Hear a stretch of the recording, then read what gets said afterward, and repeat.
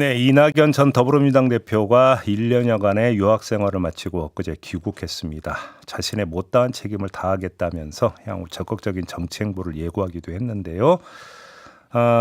이낙연 전 대표 마중을 나갔던 인사 가운데 한 분이죠. 신경민 전 더불어민주당 의원을 스튜디오로 모셨습니다. 관련 얘기 좀 나눠보겠습니다. 어서 오세요. 네, 안녕하세요. 네, 현장에서 어떻게 좀 워낙 그 현장 상황 저도 영상으로는 봤는데 좀 이야기는 길게 나누시지는 못하셨죠, 현장에서는? 물론 현장은 저희들이 예상했던 것보다 양적으로 질적으로 굉장히 많은 환영 인파들이 몰려들었어요. 사실 좀 깜짝 놀랐습니다.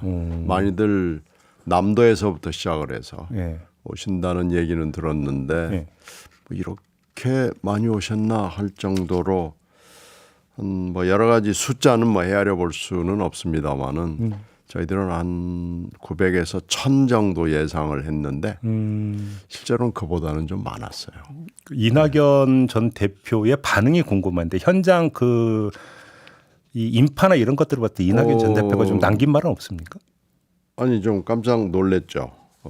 깜짝 놀래고 아유 이렇게들 오셨나 이런 정도.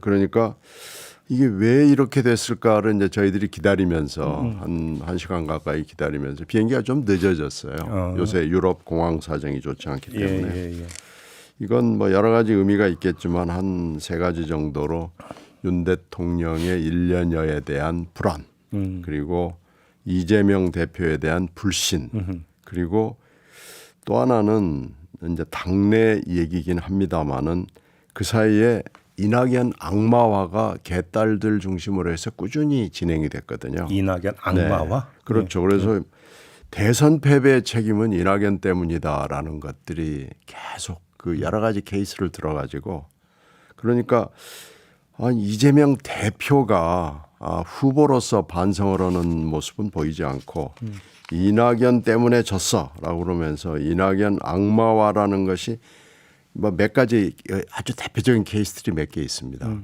그걸 들어가지고 했는데 이거에 대한 울분이 그 지지자들 사이에 있었던 거예요. 막 우는 분들이 많더라고요. 그래요? 네. 그리고 소리 지르는 건 물론인데 물론 질서를 깨트리는 행동은 없었고요. 그러니까 개딸 강성 지지층들이 오나 안 오나가 이제 관심거리였잖아요. 그분들도 좀 나갔다면서요? 나왔어요. 그런데 아마 분위기 염탐차 왔던 것 같은데 아마 분위기에 좀 압도가 된 것 같고요. 그래요? 이재명 대표 지지 유튜버들은 많이 왔습니다. 근데 굉장히 많은 지지층들을 보고 아마도 좀 위축이 되지 않았을까 생각이 돼요.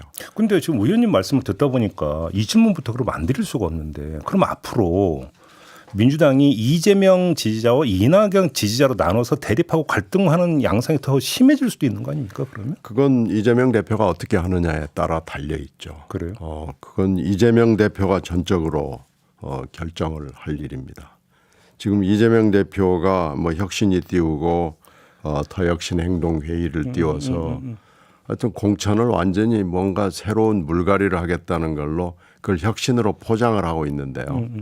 이 혁신이라는 포장이 아니고 진짜 속살을 어떻게 채울 것이냐라는 것이 달려 있는데 현재 대표가 이재명 대표이기 때문에 이재명 대표가 이것을 어떻게 채우느냐에 달려 있습니다. 근데 이재명 대표 같은 경우는 100장도 맞들면 낫다라고 하면서 협력을 강조했던데 그럼 이 메시지는 어떻게 받아들이세요? 말은 물론 중요하지만 말이 전부 다는 아닙니다. 말은 필요한 조건이지만 충분한 조건은 아닙니다. 충분한 조건은 행동이고 선택이고 결과입니다. 그래서 100지장도 맞들면 낫다로 가려면은 이재명 대표가 먼저 그런 몸짓을 실행으로 보여줘야죠. 그래요. 아무튼 이낙연 대표가 귀국한 후에 이재명 대표하고 따로 연락을 취해 좀 대화를 나눴다 이런 얘기를 좀 들어보셨어요? 그 직후에 전화를 걸어왔다고 들었어요. 이재명 대표가? 네, 이재명 대표. 그런데 의미 있는 얘기를 한 건 아니고요. 의례적인 그러니까 인사 정도? 근데 이제 이런 거죠. 미국에서 1년여를 지내고 돌아온 전 대표에게 또 후보 경쟁을 했던 라이벌에게 먼저 전화를 했다라는 아마 그런 모습을 보이고 싶었던 것 같아요. 먼저 전화가 와가지고 짧게 통화를 했다고 들었습니다. 아, 그래요. 뭐 여기서 구체적인 어떤 뭐 좀 의미 있는 이야기 오는 걸 그냥 인사 정도라고 의미 이해하면 있는 되는 얘기는 없었다고 들었습니다. 알겠습니다. 의원님 같은 경우도 이낙연 대표가 이제 유학생활을 하는 동안에 자주 연락을 취하셨다면서요.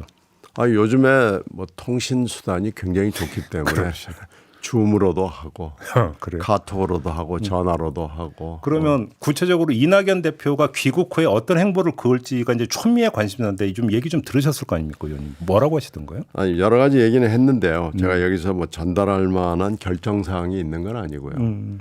사실은 이게 이제 뭐 혼자 뭘 결정을 해서 막 할 수 있는 상황도 아니고요. 변수가 좀 많습니다. 예를 들면 어떤 변수가 예를 들면 지금 이재명 대표의 최대 문제는 사법 리스크잖아요. 네. 사법 리스크가 어떻게 전개될지 잘 모릅니다. 물론 이재명 대표는 지금 내가 영장 판사 앞에 가겠다라고 선언을 했지만 과연 뭐 정말로 갈 수 있을 것인지 그건 지금 변수가 너무 많아요. 그리고 윤석열 대통령 측에서의 그 수사 방향도 아직은 나온 게 없습니다. 이재명 대표가 영장 판사 앞에 가겠다고 선언을 했을 때는 검찰이 가지고 있는 카드가 별거 없다는 판단을 물론 한 끝에 한 걸로 판단이 돼요. 그러나 정말로 검찰이 아무것도 없는지 지금까지 카드를 다 보인 건지는 모르고요. 특히 박영수 특검을 지금 수사를 본격적으로 시작을 했잖아요. 이게 이제 대장동으로 연결될 수밖에 없는 사안이기 때문에 저는 수사는 아직도 잘 모른다고 봅니다. 수사는 예측하기는 매우 어렵습니다. 그럼 대장동 수사가 다시 또 부상할 가능성이 있다고 보시는 겁니까? 박영수 특검을 데려다가 저렇게 수사를 할 때는 그냥 검찰이 뭐 장난으로 하는 거 아니잖아요. 그건 분명히 뭔가 있다고 봐야죠. 근데 그럼 박영수 전 특검하고 이재명 대표가 뭐 연결고리가 있는 건가요? 그건 모르지만 그 박영수 특검은 대장동으로 들어가는 출입구에 서 있는 사람이거든요. 아, 그래요? 네, 그러니까 저 수사가 완전히 지금 끝난 게 아니고 지금 이재명 대표가 검찰로부터 들었던 또 지금까지 재판에서 나왔던 그런 팩트만 검찰이 가지고 있다고 볼 수는 없고요. 성남의 뜰이 등장을 하는 것을 혹시 주목하시는 겁니까? 네, 그렇죠. 박영수 전 특검 관련해서. 그러니까 대장동 입구에 박영수가 서 있는 거죠. 그렇게 보시는다. 네. 저희가 지난주에 조홍천 의원하고 이제 그 인터뷰를 했고 그 자리에서 조홍천 의원은 어떤 말씀하시면 이낙연 대표가 당분간 낙향하셨으면 좋겠다. 예를 들어서 그다음에 이런 비슷한 주장을 하시는 민주당 의원들 몇 분 이야기를 저희가 들은 바가 있거든요. 당분간은 정치 일선에 나서지 마시고 이낙연 대표가 정치 일선에 나서면 어쩔 수 없이 이재명 현 대표와 각을 세우는 모양새가 연출이 되고 당에 도움이 안 된다. 이런 문제의식을 갖고 있는 분들이 꽤 되시더라고요. 어떻게 그런 생각하십니까? 분들이 있죠. 그런 분들이 있고 그건 뭐 이낙연 대표를 폄하하거나 이낙연 대표가 그냥 조용히 있기를 정말로 바라서 그런다기보다는 당이 시끄러워지는 것을 원하지 않는 네네. 충정이죠. 그러나 그러니까 이제 충정 끝에 당 내 문제는 지금 현역 의원들을 중심으로 해서 풀어보겠다라는 건데요. 이게 그렇게 되지가 않을 거예요. 그분들의 충정은 충정이지만 이재명 대표가 이낙연 대표를 최대 라이벌로 생각하고 그 이낙연 악마와의 무관하다고 저희는 생각하지 않습니다. 잠깐만 그럼 이낙연 악마의 뒤에 이재명 대표가 있다는 말씀이십니까? 뒤에 있다기보다는 하여튼 그 뭐라 그럴까 이심전심으로 이 이낙연 악마에 앞장서 있는 사람들은 이것이 이재명을 위하는 길이라고 생각하는 거예요. 잠깐만요. 그러니까 좀 너무 추상적으로 가지 말고 이낙연 악마를 여러 차례 언급하시는데 예를 하나 들어서 좀 설명 좀 해주세요. 어떤 경우가 그러니까 그런 제일 겁니까? 대표적인 게 그겁니다. 대선 때 도와주지 않았다는 거예요.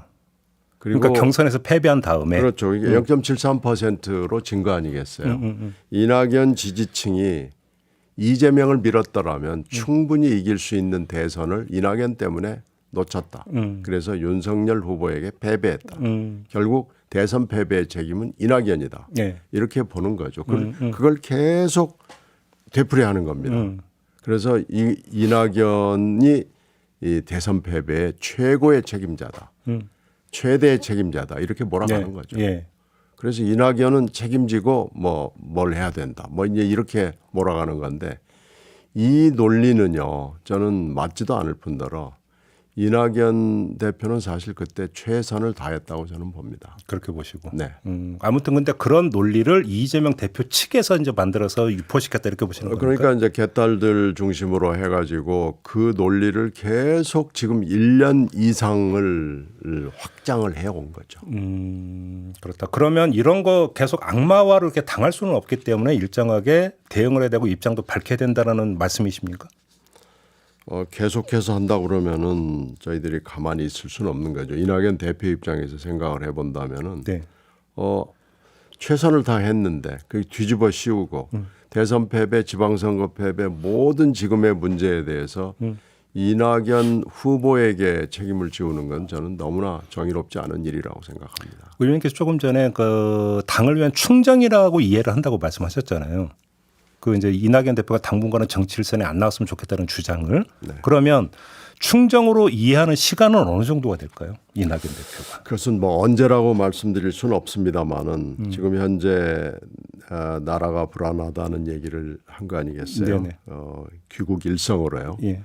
그 나라가 불안하다 왜 불안하냐에 대해서는 외교에 대해서는 그날 귀국 인사에서 얘기를 했습니다만은 국내 문제 뭐 얘기하지 않을 수가 없고요. 그렇다면은 이제 야당으로서 비판과 견제를 해야 되는 민주당은 무엇을 해야 되는가라고 자연스럽게 질문이 나올 수밖에 없죠. 그러겠죠. 그러면 민주당의 그 정통성, 민주당의 자리매김을 위해서 어떻게 해야 되는가 하는 질문이 또 따로 나올 거예요. 그거에 대해서 곧 뭐 조만간 저는 그렇게 긴 시간을 침묵하고 있을 수는 없다고 생각하고요. 그래요. 그리고 뭐 지금까지의 이낙연 전 대표의 이미지인 뭐 엄중, 신중만 가지고 오래 입을 닫고 있을 수는 없다고 봅니다. 그래서 적절한 시기에 곧 아마 북토크를 시작을 할 테니까요. 북토크에서 자연스럽게 나라에 대한 문제, 민주당에 대한 문제, 그리고 국내외 또 국제적인 현안에 대해서 얘기하지 않을 수 없는 시간이 곧 온다고 봅니다. 바로 북토크 들어가는 거예요. 네, 그래서 전국 순회로. 네, 충정은 이해를 하겠는데 예. 그렇게 되지는 않을 것 같아요. 호남 민심이 어떻게 움직일 거라고 전망하세요? 호남 민심도 엇갈리죠. 물론 그쪽에 출향 인사죠, 이낙연 전 대표가. 그런데 호남 민심이 역시 결정적일 거라고 봅니다. 그 호남 민심이 결국은 수도권으로 넘어오기 때문에 또 중요하고요. 그렇죠. 이낙연 전 대표의 정치적 기반이기도 하지만 민주당의 기반이기도 하고 이러기 그렇죠. 때문에 그렇죠. 결국은 호남을 중심으로 해서 이낙연을 어떻게 보느냐라는 것이 결국은 앞으로의 행동의 또 결정의 판단 기준이 될 걸로 봅니다. 그러면 의원님께서 기대하시기나 전망하는 바로는 이재명 대표를 대신할 수 있는 어떤 대체 대안 카드로 호남이 선택할 가능성이 있다고 보시는 겁니까? 그건 정말 모르겠어요.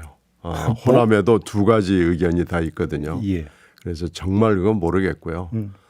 그날 토요일 날의 귀국 인파나 그날 여러 가지 반응으로 봤을 때는 네. 호남에서의 기대는 여전히 있다. 예. 식지는 않았다. 그렇게 저희들은 봅니다. 자, 여기서 하나 좀 다시 처음으로 돌아가서 이른바 그 이재명 대표 지지층과 이낙연 대표의 지지층이 당 안팎에서 계속 충돌하는 양상이 나타날 가능성을 배제할 수가 없잖아요. 이거에 대해서 네. 이낙연 대표가 일정하게 자제 내지 신중을 당부하는 메시지를 내야 될 필요는 없다고 보십니까? 지금 현재 이낙연 대표는 뭐 전 대표는 그런 위치에 있지는 않고요. 예. 당이 나눠지는 모습, 당이 대립하고 싸우는 모습을 국민들한테 또 당 내 인사들한테 보여주는 건 바람직하지도 않고 그렇게 가서도 안 된다고 보는 것은 뭐 확실합니다. 그렇죠. 그래서 뭐 여러 사람들이 신당 얘기를 와서 하는 분들이 있는데 뭐 그런 지금 분위기는 아니라고 보고요. 이 대표도 신당에 대해서는 전혀 언급하지 않고 있습니다. 그리고 이낙연 대표 찾아와서 신당을 얘기한다고요?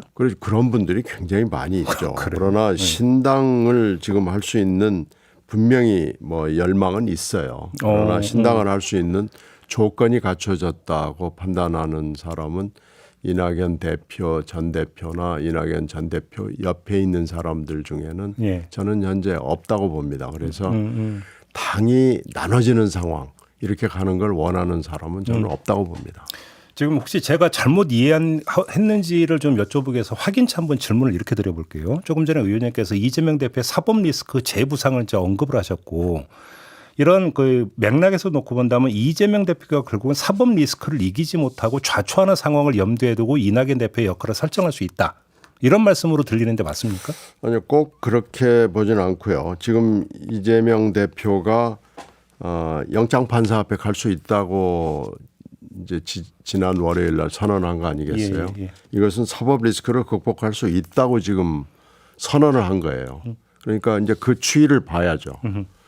그런데 이 영장 판사 앞에 가겠다 그러면은 체포 동의안을 거의 모든 의원들이 같이 포기합시다라고 지금 제안을 한 거 아니겠습니까? 혁신위에서 제안했죠. 네, 근데 지금 별로 반응이 좋지 않습니다. 어. 근데 이재명 대표 그럼 혼자 해라라는 분위기가 있는데 대표가 지금 얘기를 하고 혁신위가 얘기를 하니까 의원들이 말을 못하는 것일 뿐이지 사실 이 부분에 대해서 이제 당내 분위기 특히 현역 의원들의 분위기가 곧 나올 거예요. 나올 수밖에 없는 게 이 혁신위 문제를 의결한다고 그냥 끝나는 게 아니고 최고위에서 논의를 해야 되고요. 그리고 혁신위는 사실 의총에서 결정을 한 어떻게 보면 작품이거든요. 그러면 의총에서 다시 또 얘기를 해야 됩니다. 그리고 마지막에는 이게 이 제안이 실효성을 가지려면 국회에서 결국은 판단을 해야 되거든요. 그러니까 지금 넘어야 될 산이 최고위 의총 국회가 있는데 이 문제를 의원들이 어떻게 생각하느냐라는 게 지금 전혀 여러 가지 분위기 때문에 나오지 않고 있지만 이것도 아마 굉장히 중요한 리트머스 시험지가 될 거예요. 서명 안 할 수도 있다. 불체포특권 포기에 서명 안 할 수도 있다. 각서에 서명을 하라는 것을 의원들이 선뜻하기가 어렵습니다. 아주 현실적인 문제로는 지금 한동훈 법무장관이 국회에 나와서 20명이라는 숫자를 얘기했잖아요. 예. 그리고 뭐 국힘당 의원은 들어있지 않을 거 아니에요. 전당대회 때 돈봉투가 그러니까요. 국힘당 의원한테 줬을 리는 없잖아요. 그러니까 민주당 의원 20명인데 이 사람들을 소환을 하겠다는 거 아닙니까? 네. 그리고 이 20명은 친송계 아니면 친명계이지 않겠어요. 예. 그러니까 이제 이분들이 누군지는 모르지만 생각했을 때는 포기각서에 서명을 해야 돼? 뭐 이런 아주 현실적인 문제가 있기 때문에 이 문제가 그렇게 간단하게 그냥 일사불란하게 흘러갈 수는 없습니다. 이낙연 전 대표가 내년 총선에 출마는 안 하는 거죠? 이건 뭐 이미 그건 종로를 그만두고 나온 건데 그러니까요. 종로에 지금 지구당 위원장도 있고 예. 그건 생각할 수 있는 카드가 아닙니다. 그건 아닌 거고요. 네, 분명히 아닙니다. 알겠습니다. 오늘 이제 첫 시작으로 아마 이낙연 전 대표 관련 이야기는 계속 될 것 같으니까 좀 나중에 다시 모셔서 이야기 나눠보도록 하고요. 오늘 이렇게 좀 마무리해야 될 것 같습니다. 고맙습니다, 의원님. 네, 고맙습니다. 네, 지금까지 신경민 전 더불어민주당 의원이었습니다.